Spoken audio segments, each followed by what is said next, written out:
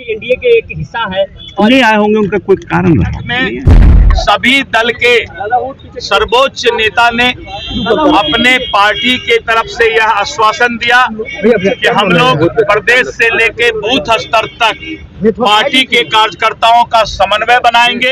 एक ही आज का बैठक का विषय था, वह था आगामी विधानसभा चुनाव बिहार का 2025 में एकजुटता प्रदर्शित करके नीतीश कुमार की अगुवाई में फिर से बिहार में 2/3 बहुमत सरकार बनाने का। और लोगों ने अपनी बात रखी 2025 की तैयारी के लिए। साथ ही हम लोगों को दिशा निर्देश दिया गया है, 2025 की तैयारी हम लोगों को करनी है। ये एनडीए गठबंधन नेचुरल गठबंधन है बिहार के लिए।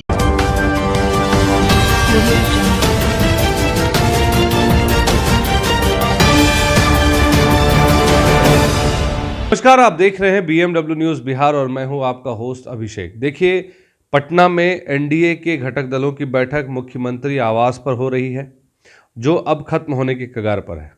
अभी जो खबर आ रही है उसमें यह बताया जा रहा है कि वहां पर कई सारे मुद्दों पर बातें हुई, चुनाव को लेकर भी बातें हुई, उपचुनाव को लेकर भी बातें हुई। नीतीश कुमार लेकिन इस पूरी बातचीत के दौरान काफ़ी दुखी दिखे, काफ़ी नाराज़ भी दिखे।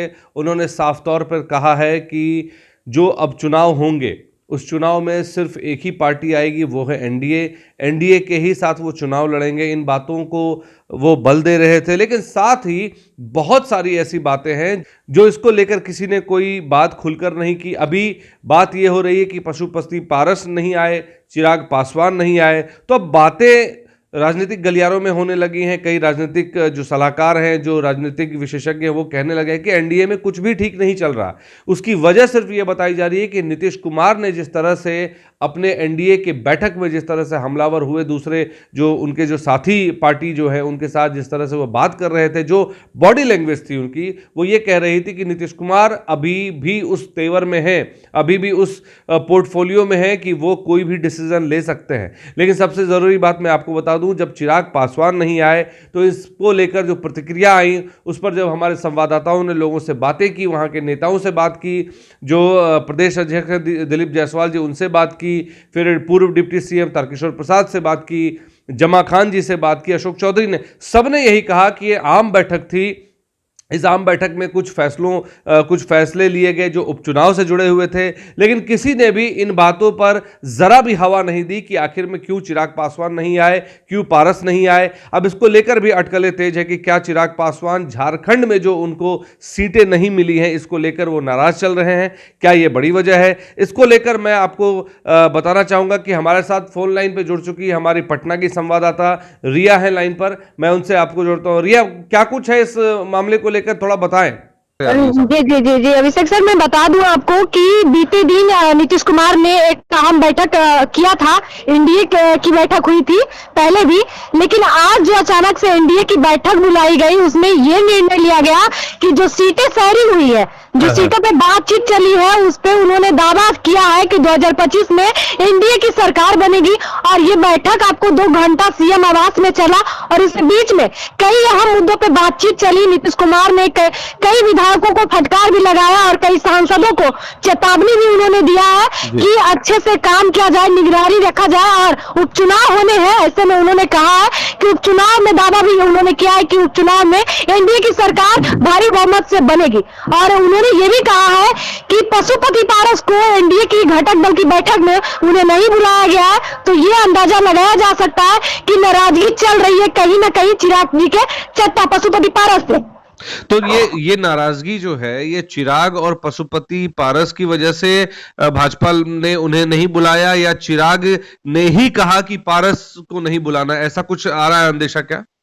बिल्कुल, अभी चिराग जी को लेकर ये अंदाजा लगाया जा रहा है कि जिस तरीके से उनके चाचा को इनविटेशन नहीं दिया गया, घटक दलों की बैठक में उनको बुलाया नहीं गया, तो ये अंदाजा लगाया जा सकता है कि नाराजगी चल रही है, कहीं ना कहीं एनडीए में सब कुछ ठीक नहीं चल रहा है। इधर आपको बता दें कि चिराग ने अपना कैंडिडेट कई जगहों पे, उन्होंने कई राज्यों में उतार रखा है, जिसको लेकर यह भी अनुमान लगाया जा रहा है कि आज चिराग जी भी घटक दलों की बैठक में शामिल नहीं थे।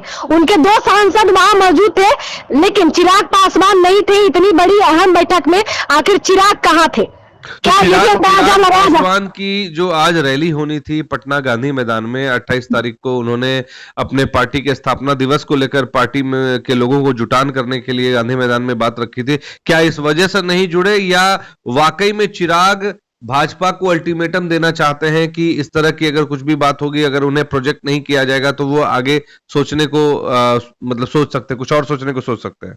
बिल्कुल अभिषेक सर, जिस तरीके से पिछले बार उन्होंने एक स्टेज शो किया था उसमें उन्होंने साफ तौर पे कहा था चिराग जी ने कि अगर हमारी बातों को नहीं माना जाएगा केंद्र में तो हम केंद्र मंत्रालय को लात मार देंगे। अब मुझे इसी बात पे लग रहा है, लोग अनुमान लगा रहे हैं, सूत्रों के मुताबिक से यही समझ में आ रहा है कि चिराग जी और अब केंद्र के जो बातचीत है वो भी सही नहीं चल रहा है, जिसको लेकर चिराग जी भी काफी नाराज है। लेकिन बीजेपी की तरफ से लगातार उनके घटक दलों के नेता मंत्री ये कह रहे हैं कि चिराग बहुत ही अच्छे नेता है और बहुत अच्छे चल रहा है, मतलब एनडीए सब कुछ ठीक चल रहा है। लेकिन अभी ऐसा नहीं कहा जा सकता है कि एनडीए में सब कुछ ठीक चल रहा है, क्योंकि चिराग जी यहां उपलब्ध नहीं थे सीएम आवास पे। एक आखिरी सवाल आपसे करेंगे रिया की, जो वहां पर जो भी बातें हुई, क्या उसमें बिहार विधानसभा चुनाव जो 2025 में होने वाले हैं इसको लेकर कोई बात की गई कि पहले हो जाएंगे चुनाव या कब तक हो पाएंगे, इस बारे में कोई बात हुई? उस बारे में अभी उन्होंने खुलकर बात नहीं कही है। ये कहा गया है कि उसकी चुनाव को लेकर तैयारी चलेगी और तैयारी बहुत ही जोरों से चल रही है, और उन्होंने दावा किया है कि अगला सीएम का सत्ता होगा जो नीतीश कुमार के हाथ में ही रहेगा, कहीं वो सीटें नहीं जाएगी। और ये अब लगाया जा सकता है कि इधर तेजस्वी यादव बड़े आरोप लगा रहे हैं कि आने वाले समय में बदलाव होगा, परिवर्तन होगा। अब देखना ये होगा कि वाकई नीतीश कुमार की जो आज बैठक हुई है उसमें क्या निर्णय सामने आया होगा, उसका क्या प्रतिक्रिया सामने निकल कर आता है, ये अभी देखना बाकी है। बहुत बहुत धन्यवाद रिया कि आपने जो महत्वपूर्ण जानकारी दी कि वहां पर जो बातें हुई उसमें साफ नीतीश कुमार ने कर दिया कि आगे वाले चुनाव पे जो होंगे वो सिर्फ एनडीए के साथ ही एनडीए ही पार्टी आएगी, बिहार में दूसरी कोई पार्टी नहीं आएगी। लेकिन सबसे बड़ी बात अभी मैं आपको ये कहना चाहूँगा इस पूरी खबर में कि जो रिया ने जानकारी दी है उसमें देखिए कुछ चीज़ें हैं जो बहुत महत्वपूर्ण बिंदु पर बात अगर मैं आपका ध्यान केंद्रित करूँ तो सबसे पहली बात तो जो नीतीश कुमार का जो बॉडी लैंग्वेज है वो बॉडी लैंग्वेज बहुत महत्वपूर्ण है। उन्होंने बहुत टाइट होते हुए अपने बातों को रख दिया और कहा कि भाई बिना मेरे हो कोई भी पार्टी यहां पर बिहार में चुनाव नहीं जीत सकती, कोई दूसरी पार्टी नहीं आ सकती। एक तरफ ये भाजपा के लिए भी इशारा है, एक तरफ ये राजद के लिए भी इशारा है कि अगर भाजपा ने उसे धोखा दिया तो राजद उनके साथ आकर पार्टी बना सकती है, जैसे पहले उन्होंने पलटी मारी थी। और ये अल्टीमेटम भी भाजपा को है कि अगर आपने कुछ इस तरह की हरकत की तो मेरे पास एक विकल्प है राजद के तौर पे कि मैं जा सकता हूं। लेकिन जब ये मीटिंग खत्म होती है, मीटिंग खत्म होते ही आप इन चेहरों को देखिए जो आपके स्क्रीन पर आपको दिख रहे होंगे दूसरे फ्रेम में, कि जो स्क्रीन पर जैसे आप अशोक चौधरी जी को ही ले लीजिए या मैडम को ही ले लीजिए या साहनी जी को ले लीजिए, ये जो चेहरे हैं ये बड़े मायूस से दिख रहे हैं। ऐसा लग रहा है कि बहुत ज़्यादा डांट पड़ी हो कि भाई आप क्या कर रहे हैं। खास करके अशोक चौधरी की बात करें तो अशोक चौधरी ने बिल्कुल ही ज़्यादा बात नहीं की। उन्होंने साफ कहा कि भाई एनडीए की मीटिंग थी, नॉर्मल मीटिंग में हम जाते हैं जैसे पहले भी जाते हैं और इसमें कोई बड़ी बात नहीं है, नॉर्मल मीटिंग थी, बिहार में उपचुनाव होने उसको लेकर बैठक थी, कोई भी चर्चा इसको लेकर नहीं की। यहां तक कि जब पशुपति और चिराग के बारे में पूछा गया कि क्यों नहीं आए तो उन्होंने कहा कि कोई काम हो गया होगा इस वजह से नहीं आए। भाई जब एनडीए की घटक दल की बैठक हो और ऐसे में कोई दो बड़े चेहरे नहीं आए तो मीडिया क्या राजनीतिक गलियारों में तो चर्चा होंगी ही, बात तो करेंगे। फिलहाल के लिए बने रहे बीएमडब्ल्यू न्यूज़ बिहार के साथ और बाकी की तमाम खबरों के लिए मैं और रिया आपके साथ जुड़े रहेंगे। बीएमडब्ल्यू न्यूज़ बिहार आपको पल पल की अपडेट बिहार की राजनीति से जुड़ा हुआ देख दें। लेकिन सबसे बड़ा सवाल यह है कि बिहार की राजनीति में अगले 48 घंटों में क्या होने वाला है कुछ भी नहीं कहा जा सकता, क्योंकि 28 नवंबर है आज और 28 नवंबर को चिराग पासवान भी अपनी रैली कर रहे हैं। ऐसे में यह भी देखना होगा कि बिहार की राजनीति में चिराग भाजपा के साथ रहते हैं या नहीं। बने रहे बीएमडब्ल्यू न्यूज़ बिहार के साथ, मैं कुमार अभिषेक आपके साथ पटना से। धन्यवाद।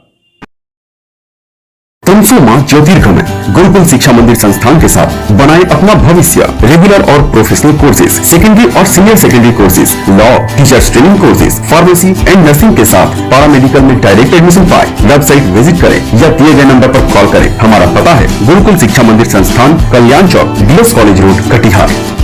हमारा वीडियो अगर आपको अच्छा लगा हो तो आप हमारे वीडियो को लाइक करें, शेयर करें और हमारे चैनल को सब्सक्राइब जरूर करें।